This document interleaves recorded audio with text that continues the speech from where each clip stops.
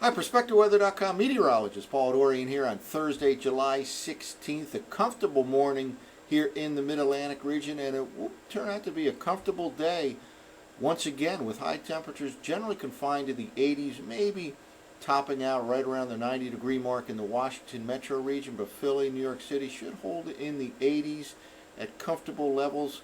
However, hot weather is on the way. It really gets underway in earnest this weekend and continues into the early part of next week. This will be the hottest stretch of weather so far this summer for places like D.C., Philadelphia, New York City, and throughout the Mid-Atlantic region. Again, it really kicks into gear this weekend and continues at least through the early part of next week. The worst 2 days are likely to end up being Sunday and Monday.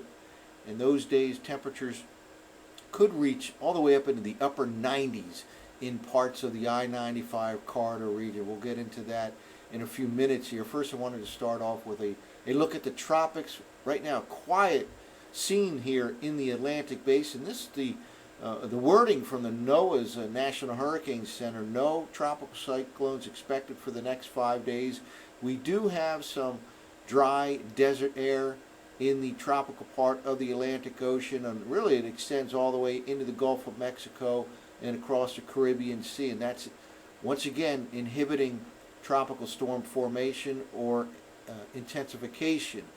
There are signs, however, that there could be a pickup in activity later this month, and we'll take a look at some waves over Africa that pose some interest certainly for the latter part of July. Well, before we take a look at some of the waves over Africa right now with satellite imagery, this is from the CIMSS Wisconsin website. Very succinct way to see what's going on around the tropics, around the world. And look at this. No active storms, not only in the Atlantic Basin right here, but nothing going on in the Pacific. And this is quite unusual. It's not unprecedented by any means, but the Pacific tropical season tends to get underway, kicks into gear quicker than the Atlantic Basin tropical system. So while we are still relatively early in the tropical season in the Atlantic Basin, it's not all that early in the Pacific, especially the Eastern Pacific, and it is somewhat unusual that we haven't even had a hurricane yet in the eastern part of the Pacific Ocean. That's fairly rare. So again, no active storms throughout the tropical region around the globe. There are some waves, however, over Africa that we'll have to watch here in the Atlantic Basin as we go through the remainder of the month of July. Well, here's an imagery mosaic around the globe. And we can see in the tropical region here, this is from the same website, CIMSS, University of Wisconsin. And indeed, not much going on over the Atlantic Basin at this moment. Relatively quiet. Again, there is some Saharan desert dry air over the breeding grounds of the Atlantic, and it's spilling over in the Caribbean and the Gulf of Mexico, and that's helping to inhibit tropical storm formation at this time. But look over Africa right now. We have several waves showing up now on the satellite imagery loop here. First of all, one over here, and a couple different waves right in this region right here, and even another one back in this area. All of these are moving very slowly to the west. It could present some interest as we go through the month of July. It looks like, again, maybe the next 5 to 10 days will be relatively quiet, but then certainly are some signs here that the African wave train may be something we'll have to watch as we get to the third and fourth week of the month of July. Again, all these waves are moving with the trade winds basically from the east to the west relatively slowly, but this suggests there could be an uptick in activity during the second half of the month of July. Well, let's get back to the CONUS region here, and again, the hottest weather of the summer so far is coming to the Mid-Atlantic region. The urban corridor from D.C. to Philadelphia to New York City could see high temperatures on Sunday and Monday in the mid and upper 90s. Those are probably the worst 2 days during this upcoming hot stretch, but it'll extend from the weekend all the way through a Tuesday or so. May even go a little bit beyond that. It's still a little unclear as to when the end of this hot stretch of weather will be. Maybe the middle of next week, maybe the latter part of next week. But enjoy today. Comfortably warm temperatures, even a few degrees below normal. Highs, for example, in New York City could be around 82 degrees this afternoon. That's a few degrees below normal for this time of the year. But enjoy that, because the heat really kicks in by the weekend and continues into the early part of next week. Let's take a look at the operational run of the GFS from 6E last night. We're looking at 850 millibar temperature anomalies as we start the day. Again, a little bit cooler than normal conditions along the eastern seaboard from Maine all the way down to the Carolinas. Comfortable day today, close to normal, maybe even a few degrees below normal. DC will struggle to reach 90 degrees. They've had a consecutive streak of 90 degrees going into today. Today will be a struggle. It may top out at 89 or 90, right around that area, and we'll monitor that over the next several hours here. But then we see some red showing up here as we get into the day on Friday. DC will turn hot tomorrow, probably holding off to Saturday for the Philadelphia, New York City metro regions in terms of turning hot. But once it arrives, it starts to intensify. Here we are Saturday, and here we are Sunday morning. And again, this day and Monday could very well turn out to be the most oppressive days in the urban corridor along Route I-95. DC, Philadelphia, New York City could reach the mid or upper 90s on Sunday afternoon, and again on Monday afternoon, well above normal for this time of the year. And that hot weather looks like it continues at least into Tuesday of next week.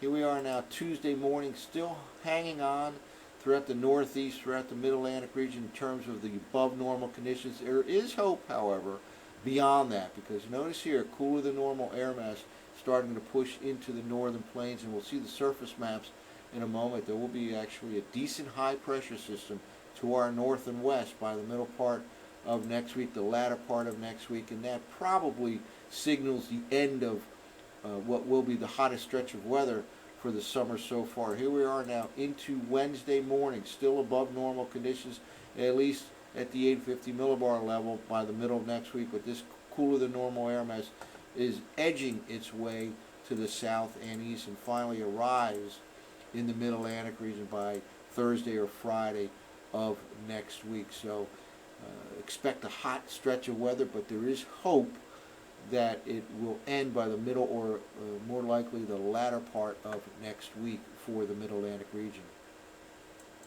Well, let's take a look at the surface forecast maps from the 6E operational run of the GFS. One thing I want to point out to take note of here is the thickness level here of 576. Notice the thickness level right here, 576, is as represented by these dashed red lines. Notice where it is right now. We've talked about this mainly during the winter time. Thickness levels are correlated to the temperatures in the lower half of the atmosphere. These happen to be 1,000 millibar, basically the surface to 500 millibar thickness level. So the thickness of that layer, bottom half of the atmosphere, generally is correlated well with temperatures. The higher the thickness, generally the warmer the temperatures, and the colder the thickness, the colder the temperatures.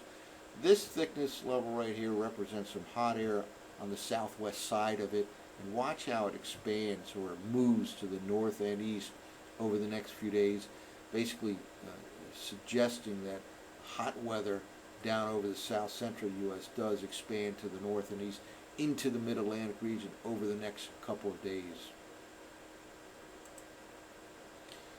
In addition, we have this weak frontal system that is approaching the eastern states. It's crossing the Great Lakes today with some decent shower and thunderstorm activity right now and overnight last night. However, it does weaken. Excuse me, it'll probably only result in some scattered showers for DC, Philadelphia, New York City this evening, overnight tonight, maybe a thunderstorm or two. Let's move forward here, and here we go. High pressure starts to shift off the northeast coastline by tonight, and that opens the door for that hot, more humid air to flow to the north and east by the weekend, certainly for the Mid-Atlantic region. Here we go. Scattered showers overnight tonight, maybe a late night thunderstorm in the Mid-Atlantic region. That frontal system, there's a weak front. It does tend to just stall out over the eastern states on Friday. It'll slowly dissipate as well.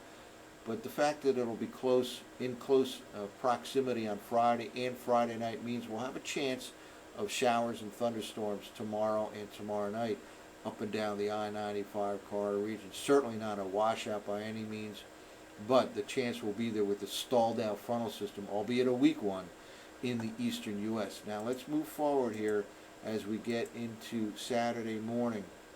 Again, keep an eye on this 576 thickness. This is when it really starts to get hotter. Notice it jumps north and east of places like D.C. and Philadelphia, indicative of the hot air pushing to the north and east by Saturday afternoon. In the 90s on Saturday, and then Sunday and Monday, probably the worst days in this upcoming hot stretch.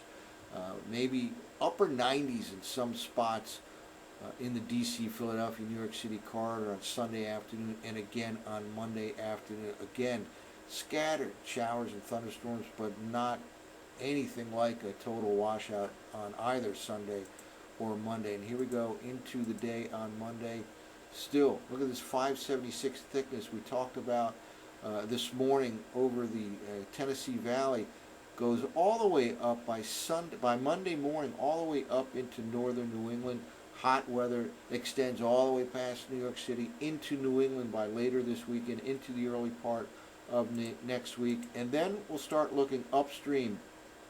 And by Tuesday morning, we start to see the signs of a beautiful Canadian high pressure system over the southern part of Canada by next Tuesday. Still likely to be hot in the Mid-Atlantic region, but there will be some hope at this time looking upstream to the north and west. And you see that high pressure area gradually makes its way to the north and east. There may be some rainfall in that transition from the very hot weather that we'll experience into the early and middle part of next week before we turn back to normal or even cooler than normal by the end of next week. And here we go by Thursday morning, high pressure over the Great Lakes. Maybe the transition day with a frontal system right in here on Thursday. Again, we could have the hot weather all the way through the middle of next week, but there will be hope upstream with this high pressure system. And here we go by Friday morning. Looks like a beautiful high setting up over the Great Lakes, extending into the Mid-Atlantic region. This is a week from tomorrow we're talking about. Next Friday, notice its thickness, 564 thickness, showing up again back in Pennsylvania. So the hottest stretch of weather so far this summer coming to the Mid-Atlantic region, probably the Northeast U.S. as well. It really kicks into gear this weekend. It continues through at least the early part of next week, perhaps right through the middle part of next week. Then there may be a cool down at the end of next week. The worst 2 days in this hot stretch for places like D.C., Philadelphia, New York City, and all the surrounding suburbs, maybe Sunday and Monday, potentially seeing high temperatures in the upper 90s in some spots on those 2 days. Meanwhile, in the tropics, a continuation of quiet conditions right now, not only in the Atlantic basin, but throughout the Pacific as well. Unusually quiet, especially for the eastern Pacific. There are, however, a few waves, impressive waves, showing up over the continent of Africa, and that could present some increased activity in the Atlantic basin towards the latter part of the month of July. That's it for now for PerspectiveWeather.com. I'm meteorologist Paul Dorian.